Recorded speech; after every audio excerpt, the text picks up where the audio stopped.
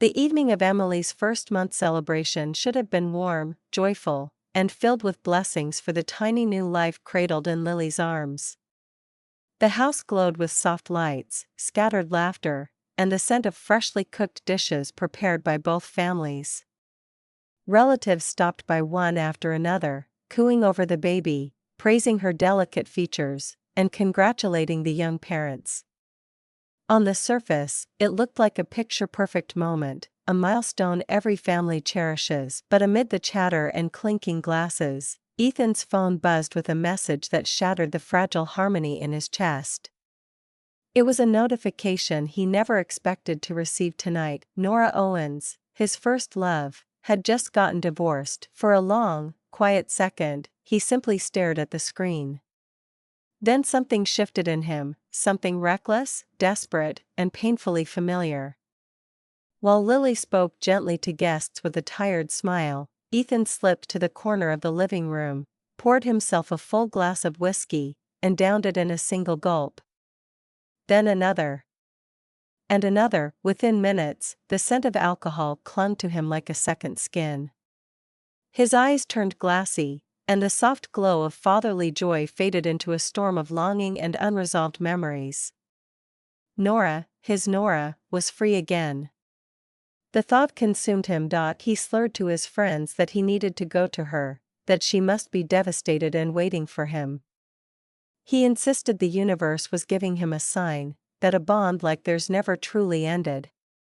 Even as his parents urged him to sit down, even as Lily, still holding their newborn, watched him with confusion, Ethan staggered toward the door. He announced he would drive through the night, over 600 kilometers, to bring Norah home. In his drunken certainty, he believed she still loved him. He believed that he, not his wife or his child, was the person she needed most at this moment. And with that, the night meant to celebrate Emily quietly fractured. The first crack had appeared. Lily stood frozen in the hallway, her fingers trembling as she gripped the edge of the table. Ethan's drunken words still echoed in her ears, his insistence that Norah still loved him, that he would drive 600 kilometers in the dead of night just to bring her back. Their daughter's laughter from the living room made the moment even more surreal. It was supposed to be Emily's full-month celebration, a day of joy, family, and blessings. Instead, Lily felt her world collapsing in on itself. She bit her lip hard enough to taste blood as she made the call. Within half an hour, Ethan's parents and siblings arrived, their faces shifting from confusion to shock when Lily spoke. Her voice was hoarse but steady. "I want a divorce," she announced. "Tonight." Tears burned her eyes, but she forced herself not to waver. She could no longer compete with a ghost from Ethan's past, especially not when that ghost had suddenly resurfaced. Ethan barely reacted, still drunk, still insisting that Norah needed him, that she was the one suffering. The next morning, Ethan woke to see a photo on Norah Owens' social media, her wrist slashed, blood smeared across the white tile floor. His mind snapped. Panic, guilt, obsession, everything collided into a storm inside him. And Lily, still reeling from last night, became the target of his rage. "Do you know what it feels like to lose the person you love most?" he screamed as he grabbed baby Emily from her crib. "Ethan, stop. She's just a baby, give her back." Lily cried, her voice cracking, but Ethan was beyond reason. He dragged their daughter toward the balcony, dangling her dangerously close to the edge. "If you want to divorce me, then you should taste it too, this fear." Lily lunged forward, her heart pounding in her throat. She managed to grasp Emily's blanket, pulling with all her strength. For a moment, it seemed she might save her daughter, but Ethan shoved them. Pain exploded through her body as she and Emily tumbled down the stairwell. The world turned into darkness, then, abruptly, light. Lily gasped, sitting up. She was in her living room again. Decorations on the wall. The familiar scent of baby powder.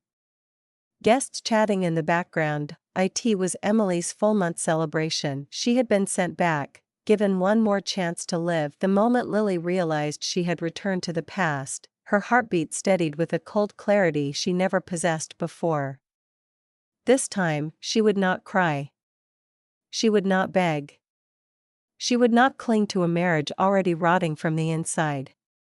Emily cooed softly in her arms, completely unaware of the storm that had once destroyed her future.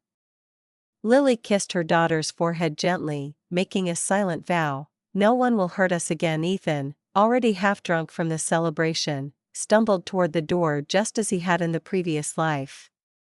"I need to go," he muttered. "Norah, she needs me." Last time, those words had shattered her. Now, they barely scratched the surface. Lily smiled, calm, almost too calm. "Then go," she said sweetly. "If you think she needs you, don't let me stop you." Ethan blinked, confused by her unexpected reaction. "You're letting me?" "Of course," Lily replied, carrying Emily toward their room. "A man should follow his heart." Her tone was light, but her mind was anything but. Every memory of her previous suffering burned with pinpoint precision: his cruelty, his obsession, the stairwell, the fall. She remembered it all. And she intended to use every detail to destroy the man who once destroyed her. As she passed the kitchen, she heard a group of Ethan's friends whispering excitedly, just as before. "Did you hear? Norah Owens finally divorced that rich guy. Her life's a mess now, poor thing. She even tried to." Lily didn't finish listening. She didn't need to. She already knew how desperate Norah would become, how Ethan would spiral, and how everything would collapse onto her and Emily. But not this time. When she reached the bedroom, Lily laid Emily gently in her crib and opened the drawer. Inside were documents she had prepared with ruthless precision: a divorce agreement, property division forms, and evidence of Ethan's neglect. She signed her name with a steady hand. This time, she wouldn't be the abandoned wife waiting for betrayal. This time, she would be the one to walk away first, and she would make sure Ethan understood the cost of losing her. Night settled over the house like a heavy curtain, muffling the distant sounds of the fading celebration. Ethan staggered inside, reeking of alcohol, his tie hanging loosely around his neck. His cheeks were flushed, his eyes unfocused, yet Lily could see the impatience burning behind them. "I'm sorry," he slurred, waving a hand dismissively. "Didn't mean to upset you earlier. But I have to go. Norah, she needs me right now." Lily lowered her gaze, letting tears gather on her lashes. She clutched the edge of the sofa with trembling fingers, her voice small and shaky. "So you really can't stay? Not even for Emily?" Ethan's expression twisted with annoyance. "You don't understand. Norah is alone. She's hurting. I can't leave her like this." The words came naturally to him, too naturally. Lily forced a sob, letting it spill into the room. She had practiced this scene in her mind the moment she woke up in the past. "You still love her, don't you?" she whispered. "After everything, she's the one you want." Ethan froze. His lips parted, and for a second, he seemed to forget to breathe. Alcohol stripped his inhibitions, leaving only raw truth. "I never stopped loving her," he confessed. Lily's heart didn't flinch this time. She bowed her head, shoulders trembling, an act so flawless that Ethan didn't notice the cold calculation in her eyes. "Then," she said softly, pulling a folder from beneath the coffee table, "I won't hold you back." Ethan blinked. "What's that?" "A divorce agreement," Lily replied, voice fragile but determined. "If Norah is the one you love, then, please sign it. I don't want to stand between you two." His gaze drifted to the papers without focus. "Divorce," he muttered. She nodded, sliding the documents toward him. "Just your signature. Then you're free." Inside the folder were not only the divorce papers but also transfer forms for the house, the car, his shares in the company, their savings, everything. Ethan didn't read a word. In a drunken haze, he picked up the pen and scribbled his name on every line she pointed to. Lily wiped her tears as he signed, but behind the tears, she smiled, quiet, victorious, and merciless. Lily didn't waste a second after Ethan stumbled out of the house. The moment the door slammed behind him, she picked up her phone and called Kelly, her best friend, and more importantly, a brilliant lawyer who had stood by her through every quiet suffering. He signed everything, Lily said, her voice steady despite the storm inside her. Kelly inhaled sharply. All of it? Without reading? Every page. Lily glanced at the folder on the table, the signatures still drying. Start preparing the transfer. House, car, shares, savings. I want all documents filed by tomorrow morning. You'll have them, Kelly said firmly. And Lily. I'm proud of you. Lily closed her eyes briefly, letting the words settle over her. Strength felt foreign, but it was beginning to fit like new armor. Just as she ended the call, the front gate opened. Mrs. Turner, Ethan's mother, rushed in, her face tight with worry. She had received Lily's earlier message, and behind her came Ethan's father, pale with dread. What happened? Mrs. Turner demanded. You said there was something we needed to see. Lily didn't speak. She simply placed the signed documents on the table, alongside screenshots of Ethan's messages to Norah, recordings of his drunken confession, and even photos of Norah's self-harm post. Facts. Evidence. Proof of betrayal. As the older couple flipped through everything, their expressions hardened with a mixture of shame and disbelief. Our son, Mr. Turner murmured, sinking onto the sofa. Before Lily could respond, her phone buzzed. Ethan's name flashed on the screen. She answered in silence. On the other end, wind roared. Ethan was driving, fast and furious, his voice a slurry of alcohol and desperation. Lily. I'm on my way to Norah, he mumbled. I'll bring her back. I'll fix everything. Don't make me look like the bad guy. Mrs. Turner grabbed her own phone, calling him immediately. Ethan. Stop the car. You're drunk, pull over. But Ethan's stubbornness flared. I'm fine. Just leave me alone. The next sound was a sudden, violent screech, rubber tearing against asphalt. A horn blared.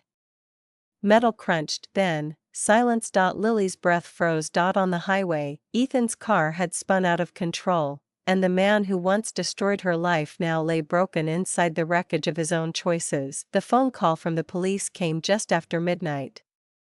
Lily felt a strange hollowness settle in her chest as she listened to the officer's calm, professional voice. Ma'am, your husband was involved in a major accident on Highway 47. The vehicle collided with the guardrail at high speed. He's severely injured and currently trapped inside the car. Emergency crews are working to extract him. Mrs. Turner gasped, her hand flying to her mouth. Mr. Turner steadied her, his face drained of color. Lily remained still, her fingers tightening around the edge of the table. She wasn't sure what she felt, relief, shock, or the cold ache of a tragedy she had already lived through once. Minutes crawled by like hours before the next update arrived. Ethan was finally freed from the twisted metal shell that had once been his car. His right leg had been crushed beneath the collapsed cabin. Broken ribs, internal bleeding, multiple fractures, the list of injuries sounded endless. He was rushed to the city hospital in critical condition. Lily accompanied the Turners to the emergency ward. The bright fluorescent lights cast harsh shadows across the corridor as doctors wheeled Ethan in. Blood matted his hair, his face was pale, and his breathing shallow. Machines beeped urgently around him, yet despite everything, despite the pain, the disorientation, the chaos, Ethan's first words were a slurred whisper. Where's my phone? A nurse leaned closer. Sir, you've been in a major accident. Please try not to move, my phone, Ethan repeated hoarsely, panic rising in his voice. I need my phone. I have to call Norah, she's waiting. Mrs. Turner covered her face, sobbing silently. Mr. Turner looked away, ashamed. Lily watched quietly as Ethan's trembling hand reached out, as if searching for the device that had already ruined their marriage. Not once did he ask about his daughter. Not once did he ask about Lily. His entire world, even on the brink of death, revolved around another woman. The medical team sedated him and rushed him into surgery. As the doors swung shut, Lily felt the last remnants of her old self fall away. This was the man she had once died for, and the man she would never allow to destroy her again. The hospital corridor was thick with tension, the antiseptic air carrying the sharp scent of fear. Mrs. Turner clutched her husband's arm as she sobbed uncontrollably, her whole body trembling. My son, my poor son. How could this happen? She wailed, voice cracking beneath the weight of panic. Mr. Turner tried to remain strong, but his hands shook as he wiped his wife's tears. His eyes were glassy, unfocused, haunted by the reality that Ethan's life now hung by a thread. The surgeon had said the operation would take hours, and even then, they could guarantee nothing. Lily stood nearby, one hand resting lightly on the wall as though she needed support. Her expression was pale, fragile, an image of a devastated wife. But her eyes, hidden beneath lowered lashes, remained calculating. She let her breath quicken, let her shoulders tremble, until she collapsed. Lily! Mrs. Turner cried out, rushing toward her. A nurse hurried over, checking Lily's pulse. She fainted from shock, the nurse said gently. Someone help me move her to a seat. More hospital staff appeared, forming a small crowd. Within minutes, Lily was settled in a chair, wrapped in a blanket, her complexion still intentionally bloodless. Her performance was flawless, so convincing that even people who barely knew her felt pity stirring in their hearts. She's been under so much stress, whispered a relative of the Turners. First the affair, now this accident. She must be terrified. Perfect, right on cue, Kelly arrived, heels clicking sharply against the floor. Her presence was bold, authoritative, exactly the opposite of Lily's fragile facade. She went straight to Lily's side. Lily, Kelly said firmly, loud enough for the Turners to hear, you don't have to deal with this alone anymore. I'm here to make sure your rights are protected. Mrs. Turner stiffened, sensing an incoming storm.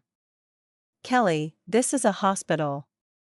Can we not talk about legal matters right now? Oh, we will, Kelly replied coldly. Because while your son was drunk driving across the state to chase another woman, Lily was home caring for his child. And now that he's signed the divorce and property transfers, we need to make sure nothing gets swept under the rug. Gasps rippled through the corridor. Lily lowered her head, biting her lip as though overwhelmed. Kelly crossed her arms, unyielding. This time, no one will bully her. Not ever again. Hours dragged on like an endless nightmare. The red in surgery light over the operating room flickered ominously, bathing the hallway in a cold glow. Lily sat quietly with a blanket over her legs, her breathing even, her expression the perfect blend of fear and heartbreak. She didn't need to act this time, the hospital's atmosphere did most of the work for her. Finally, the doors opened. A surgeon stepped out, fatigue etched deep into his features. Mrs. Turner rushed toward him, clutching his sleeve with trembling fingers. How is my son? Is he alive? The doctor exhaled heavily. Yes, but the situation was extremely severe. The impact crushed his right leg beyond reconstruction. To save his life, we had no choice but to amputate above the knee. Mrs. Turner collapsed into her husband's arms with a scream. Mr. Turner staggered back, his face draining of all color. A nurse hurried to steady him as he swayed. Lily stiffened, but she kept her hands clasped in her lap. Her heart thudded once, hard, but she did not outwardly react. Kelly placed a reassuring hand on her shoulder, shielding her from the panicked chaos erupting around them. The surgery was successful, the doctor continued. But Ethan is in critical condition. He's being transferred to the ICU and will remain under close observation for the next 48 hours. When Ethan was finally wheeled past them, tubes snaking around his body, bandages covering half his form, his face was hidden except for a pale cheek and cracked lips. The stump beneath the blanket was unmistakable. Mrs.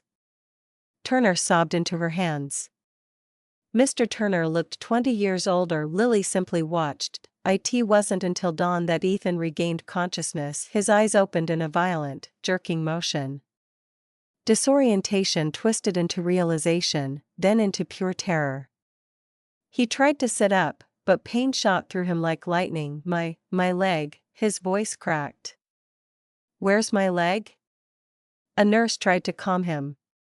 Sir, please relax, you've been through major, where is my leg? Ethan screamed, veins bulging as he thrashed helplessly. What did you do to me? Mrs. Turner rushed in, sobbing. Ethan, please, your life was in danger, we had no choice, and oh, he held. This is your fault. All of you. Why didn't anyone stop me? Why didn't anyone? His rage spiraled into hysteria, echoing through the ICU, and Lily, standing quietly at the doorway, watched the man who once pushed her down a staircase drown in his own despair. This time, she shed no tears. The ICU room was quiet except for the rhythmic beeping of machines and Ethan's ragged breathing. He lay slumped against the pillows, eyes swollen from hours of screaming, despair, and shock. The sedation had worn off, leaving him trembling, half from pain, half from the crushing reality of his amputation. I don't want to live anymore, Ethan muttered, voice hollow. What's the point? A crippled man. I'm useless. Everything is over. Mrs. Turner immediately burst into tears again. Don't say that. You're alive, Ethan. You can recover. Ethan snapped, snarling. Recover into what? I have no career, no future, how am I supposed to face anyone? His mother sobbed harder. Mr. Turner looked away in shame. Lily stood silently at the foot of the bed, her expression soft, fragile, perfectly composed. When she finally spoke, her voice was gentle, almost hesitant. Ethan, what about Norah? The effect was instantaneous, his wild breathing slowed. His eyes stopped darting around. His entire body froze as though someone had pressed an invisible switch. Norah, he whispered, his voice hoarse but suddenly focused. She must be scared right now. She's alone. Lily lowered her gaze, letting a sigh escape her. If you're worried about her, I can give you something. She pulled a small box from her bag, a brand new phone, already set up, already charged. She placed it on the tray beside his bed. You can call her, she said softly. She deserves to know what happened. Ethan snatched the phone with shaking hands, desperate, frantic. He opened his social media feed immediately, searching, scrolling, hungry for a glimpse of the woman he had risked everything for. Then he found it. A photo of Norah sitting on the bathroom floor, wrist bleeding, surrounded by empty bottles of wine. The caption was vague, emotional, manipulative, intentionally crafted to elicit panic. No. Ethan's voice cracked as he clutched the screen to his chest. She's hurting herself again, because of me. I have to talk to her. I have to make sure she's okay. He pressed call again and again, hands shaking uncontrollably. Behind him, Lily watched with a serene stillness. Every click of his frantic tapping, every tremble of his broken voice, was part of the revenge she had meticulously set in motion, and Ethan was walking straight into the next trap with his heart wide open. Chaos erupted in the ICU. The moment Ethan saw Nora's bloody photo, something inside him snapped completely. His breathing turned into frantic gasps, his eyes glassy with despair. He clawed at the sheets, trying to pull himself upright despite the excruciating pain radiating from his amputated leg. "I have to go to her," he screamed. "Norah needs me, I can't leave her alone. Let me go." The nurse rushed forward. "Sir, please stop. You could reopen your wounds," but Ethan didn't hear anything. His mind was a storm of panic and obsession. He reached toward the 4 line, as if ready to rip it out. Mr. Turner grabbed his arm. "Ethan, stop. You'll kill yourself." "Good," Ethan shouted, voice cracking. "If she dies, I'll die too. I can't live without her, I'd rather follow her." Mrs. Turner broke down in tears again, clutching his remaining leg as if she could anchor him to life. "Please, son, please stop. You still have us." But Ethan only thrashed harder, his desperation spiraling into chaos. Lily stepped forward quietly, her expression pale and shaken, exactly what everyone expected from a grieving wife. But beneath her lowered lashes, her mind was cold, methodical. She took out her phone and captured everything: Ethan's suicidal words, his attempt to harm himself, even the doctor's frantic warnings. Every shred of this would strengthen her custody case. Every moment of Ethan's instability became another nail in the coffin of his parental rights. Meanwhile, the Turners were falling apart. Mrs. Turner sobbed into Lily's shoulder. "You're the only one he listens to. Please, Lily, help him calm down. You've always been the one who could reach him." Lily placed a gentle hand on the older woman's back. "I'll try," she whispered weakly, playing her role with heartbreaking perfection. She approached Ethan slowly.